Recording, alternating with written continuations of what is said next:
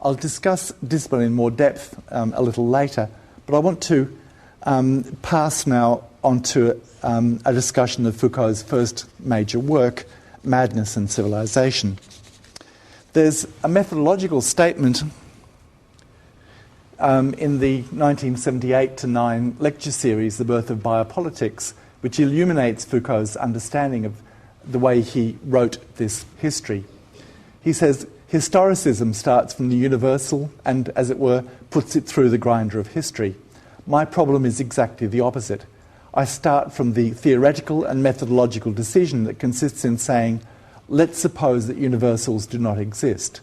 And then I put the question to history and historians, how can you write history if you don't accept a priori the existence of things like the state, society, the sovereign, and subjects? It was the same question in the case of madness. My question was not, does madness exist? My reasoning, my method was not to examine whether history gives me or refers me to something like madness, and then to conclude, no, it does not, therefore madness does not exist. This was not the argument, the method, in fact. The method consists in saying, let's suppose that madness does not exist. If we suppose that it doesn't exist, then what can history make of these different events and practices which are apparently organised around something that is supposed to be madness? This is both a compelling statement of the way Foucault works, his nominalist refusal of the reality of some of the key concepts of our intellectual world, and his attempt to analyse the structures of which they are effects or functions. And at the same time, it's somewhat disingenuous, because Jacques Derrida had earlier conducted a compelling exchange with Foucault in which he accused Foucault precisely of assuming the reality of madness, something that Foucault, of course, values positively, given the Nietzschean and surrealist influences on his thinking. The basic premise of the book is that madness is a historical construct, grounded in different classificatory structures and different modes of behaviour towards those classified as mad in different periods. Indeed, there's an underlying suggestion, although it's never argued for, that the experience of madness itself, insofar as we can speak of madness as a singular thing, varies from culture to culture. Foucault outlines three stages in the conceptualization of madness in the West. First, the Renaissance, in which the medieval opposition of madness to reason is transformed into a reflection on the limits of reason, such that reason can be seen always to some extent to partake of unreason, and unreason to partake of reason. And then second, what Foucault calls the classical age, a term which doesn't really work in English, but which refers to the 17th century and most of the 18th, and is initiated in this context by the building of the Hôpital Général in 1656. This was, in the first place, an administrative act of consolidation of a number of existing institutions, but one that Foucault sees as marking the beginning of a new mode of power, halfway between police and justice, at the limits of legality and forming a third order of repression.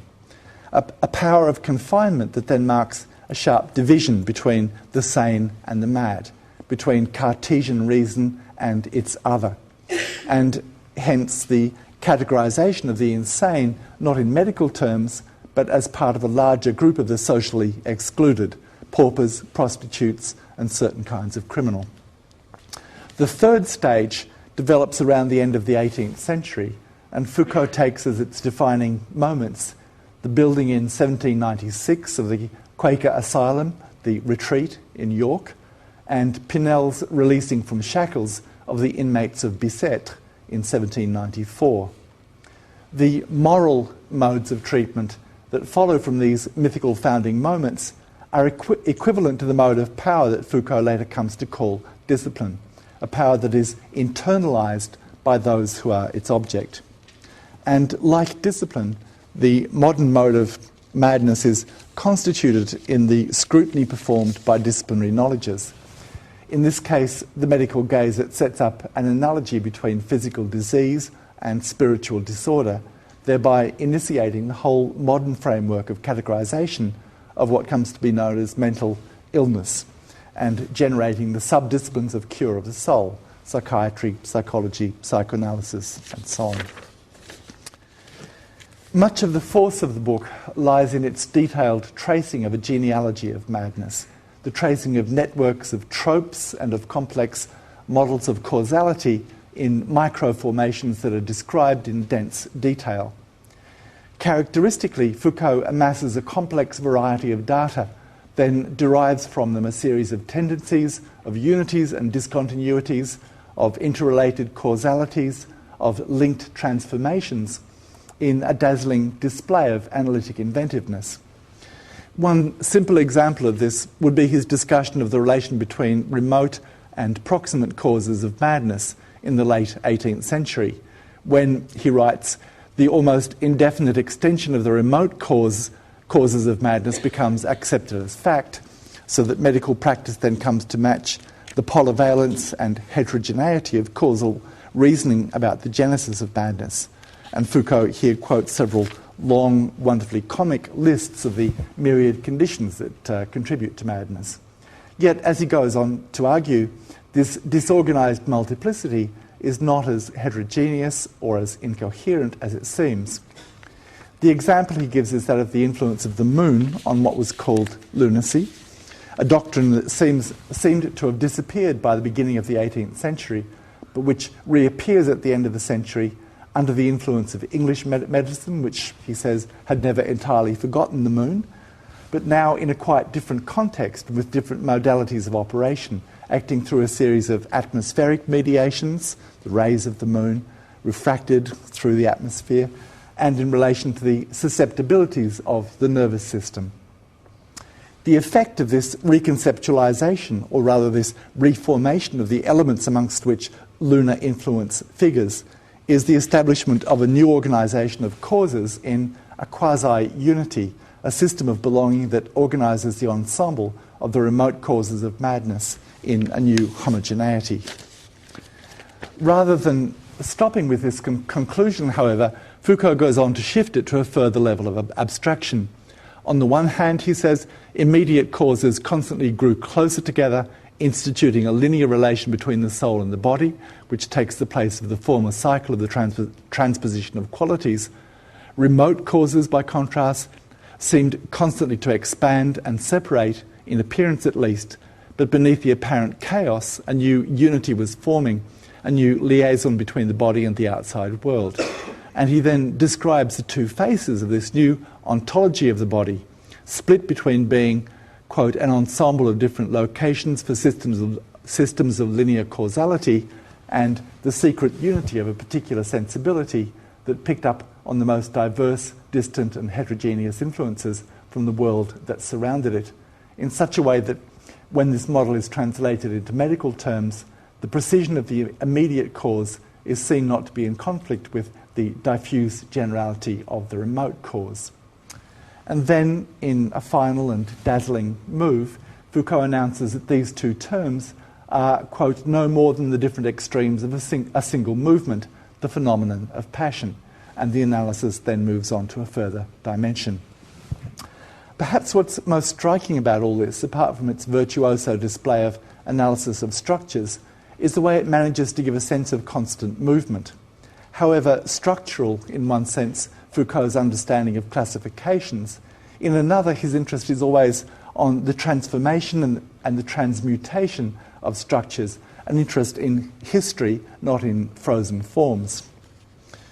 I want to focus here for a moment on the particular structure of interest from which this book is generated, one in which déraison, unreason, is understood as the complement of madness, its positive counterpart, exemplified by writers such as Hölderlin, Nerval, Nietzsche, Roussel and Artaud.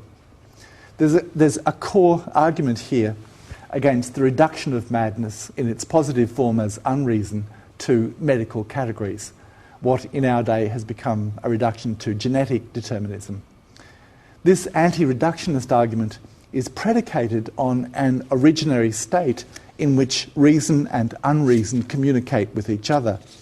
It corresponds to what Foucault takes to have been the status of madness in the medieval world, or its status in the Greek world, in which Foucault says that the Greek logos had no opposite. The 1961 preface says this. I don't know why the text has been spread out in this peculiar way. To write the history of madness will mean making a structural study of the historical ensemble, notions, institutions, judicial and police measures, scientific concepts, which hold captive a madness whose wild state can never be reconstituted. But in the absence of that inaccessible, primitive purity, the structural study must go back to that decision that both bound and separated reason and madness. It must tend to discover the perpetual exchange, the obscure common root, the originary confrontation that gives meaning to the unity and the opposition of sense and senselessness. This, it seems to me, works with a pre-structuralist conception of structure, one that Foucault would later come to denounce in his account of power, where structure is seen not as a constraint on an originary energy, but rather as a mode of shaping and indeed generating energies. Of generating energies, categories, social relations. Structure comes to be seen as productive and formative rather than repressive. Very briefly, Foucault understands discipline as a mode of social control which depends upon the freedom of individuals, a freedom which then allows them to internalise social controls. Its fundamental reference, he says, was not to the state of nature, but to the meticulously subordinated cogs of a machine, not to the primal social contract, but to permanent coercions, not to fundamental rights, but to indefinitely progressive forms of training, not to the general will, but to automatic docility. The examples he gives, discipline derives from the forms of organisation of the monastery and the organisation of military life, and it spreads in the 18th century into the lunatic asylum, into the factory, into the schoolroom, and so on.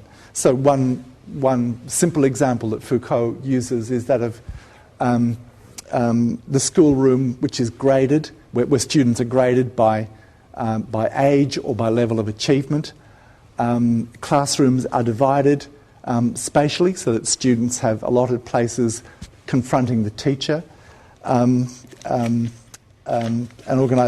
organisation of space which corresponds to the gradation of time. Students move successively through different stages, and these series have a goal, an examination, or whatever it might be that awaits a student at the end of their schooling.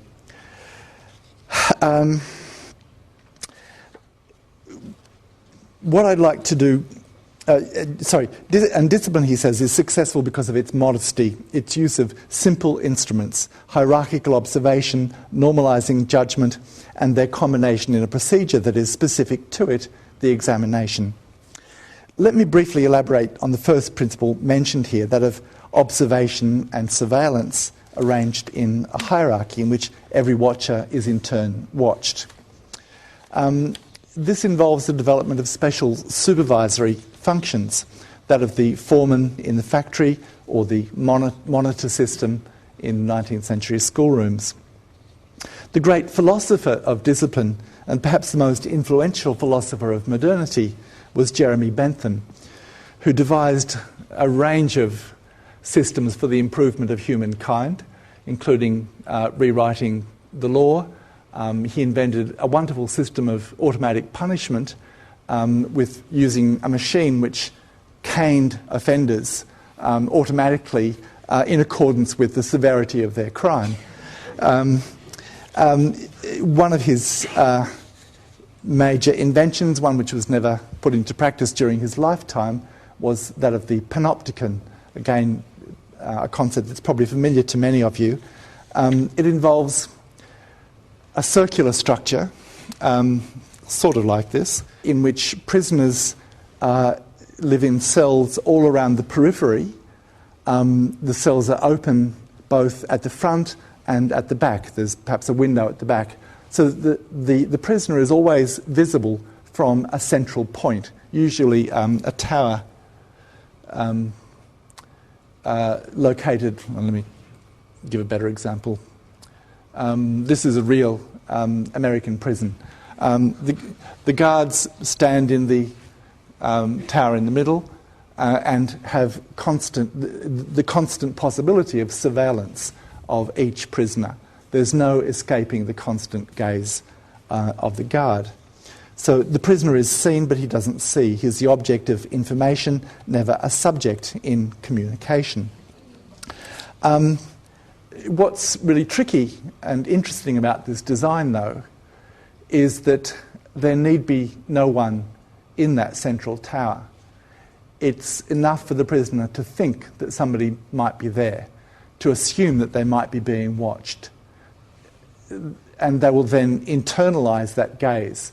They will internalise the forms of control embodied in that central position. The guards themselves, of course, are themselves under observation. They have key performance indicators. Everybody all the way up the system is monitored, is an object of surveillance in the kinds of system that Foucault describes. Foucault's stress here is not just on the negative, but on the productive functions of discipline. Increasingly, the disciplines become attached to some of the great essential functions, he says: factory production, the transmission of knowledge, the diffusion of aptitudes and skills, the war machine. It's thus one of the key conditions of what we call modernity, making possible the centralised administration of large populations by means of a subtle, calculated technology of subjection. Discipline is not, however, the sole form of power that operates in modernity. Foucault isolates the following modalities: sovereignty, discipline, and governmentality.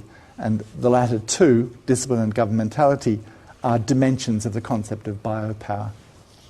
Sovereignty is a model of top-down power, centred in the office and the person of the king. And I think it continues to be our ordinary understanding of how power works. Power, in this sense, largely takes the negative form of prohibitions on what one can do, despite the fact that in many ways the law, for example, is positive. Contract law, for example, is positive. It produces things. It's not primarily a series of repressions or restrictions. Foucault isolates two dominant forms of application of the theory of sovereignty, that is, of top-down power. The first is characteristic of liberalism. Law derives from a social contract sanctioned by the sovereign, and because of this, contracting subjects are thought of as equal. They are sovereign subjects, and the law is thus inherently fair since it's made up of a set of accepted terms. The second form of application that Foucault talks about is Marxism, where the law is said to be derived from the interests of the dominant class and ultimately from the single instance of the economy. Thus, power is transparent to this single cause. Power can be reduced to class interest and finally to the will that economic determinations represent. In both versions, the state is the key locus of power, either as the representative of a plurality of interests or of the interests of one class. In the case of Marxism, resistance is to a singular power, and the seizure of state power is seen as the key element in the transition to socialism, that the single and apocalyptic moment of revolution utterly transforms the world. Foucault's critique of this model argues that sovereign power is a historically specific regime, and it's been replaced since the 18th century by more complex forms of disciplinary power which rely precisely on management of the freedom of the individuals comprising a population. And both sovereignty and discipline are subsumed within what he calls governmentality, a mode of liberal and subsequently neoliberal ordering of conduct in societies where power is decentered and its members play an active role in their own self-government. This mode of power is characterised by bureaucracies and the typical methods and knowledges by which they operate, particularly their use of statistical methodologies to construct the population as an object of knowledge and therefore of control. I'm going to more or less conclude by talking about a change of emphasis that occurs throughout Foucault's work. It's a shift, first of all, from a libertarian opposition of power to resistance, from the notion of transgression, the rebellion against an absolute law, and from a romanticism of absolute rejection, as exemplified in madness as the absolute other of the system of normality. The later work of Foucault, it seems to me, has anti-libertarian implications. There are no essential points of resistance, madness or the body, for example, and no sight or action has an inherent or necessary political value because power is dispersed throughout the realm of the social. Foucault's later work thus downplays the importance of the state, which is no longer thought of as the unitary location of power. Power is exercised through a multiplicity of institutions, of discourses, of personal relations, of technologies and design systems, and so on. This means that the production of both of power and of truth occur within specific regimes and with forms that are peculiar to those regimes. In one sense, this is a relativist account of truth and of power, but I don't think it's an absolute relativism because it allows for choices, it allows for analysis, it allows for the taking of positions. It does, however, raise a set of questions. What does it mean that we are always inside power? What does it mean to relativize truth to power and vice versa? And how do we imagine selfhood in relation to systems of power?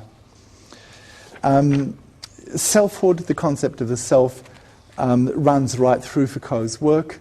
In his early work, largely in the form of the concept of the subject position, that is something like an empty slot which is occupied by individuals. It's a rather deterministic conception of subjectivity. In the late turn taken by the last two volumes of the History of Sexuality, selfhood becomes something rather different. Subjectivity becomes a matter of personal management, the care of the self cultivated by the philosophers of antiquity. There's not necessarily an unbridgeable gap between these two accounts. If I'm sitting at the piano playing Chopin, if only I could, I'm positioned as a certain kind of subject, one who inhabits a particular taste culture, one who can hear the progressions and repetitions of the musical forms, one who derives pleasure from an activity that is at once spiritual and bodily. This pleasure and this competence are formed by long years of disciplined training, precisely what Foucault means by discipline, in which I learn how to hold my body at the piano, how to position my fingers and to hit the relevant keys precisely and with an appropriate force. I learn how to perform different scales, how to hear musical keys, and then progressively how to read musical notation, how to understand musical forms like the nocturne or the etude, how to give my own inflection to these pieces. If I become a concert pianist, I must train my memory not only of the notes on the page, but of the ways in which I want them to hold together. All of this is a technology of the self, but it's also, and increasingly as I master the technical aspects of playing, a kind of freedom. It's this freedom, controlled and limited by complex systems of constraint, that Foucault explores in his late work on the care of the self, in which he develops an ethics built around self-formation, an ethics which is nevertheless always a moment of a structure of power operating at different levels. So power and freedom, discipline and freedom are never simply opposites. They're intricated with each other, and the one is formative of the other.